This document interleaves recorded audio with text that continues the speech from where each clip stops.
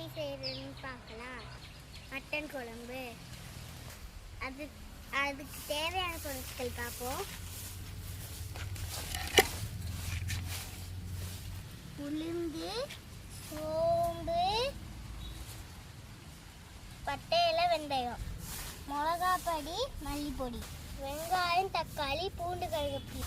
Mutton எப்படி செய்யணும்னு பார்க்கலாம். ஃபர்ஸ்ட் தாளிக்கிற ஜாமான் போட்டுக்கலாம்.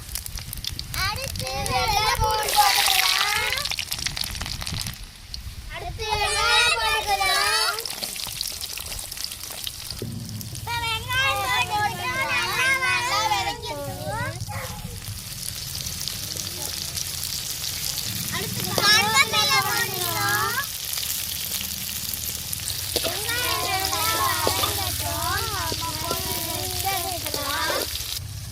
தக்காளி ஆட் பண்ணிக்கோ. எல்லாம் நல்லா வதங்கிடுச்சு. அடுத்து மட்டன் ஆட் பண்ண போறோம்.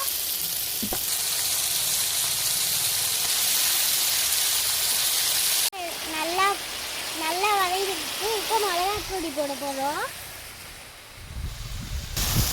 அடுத்து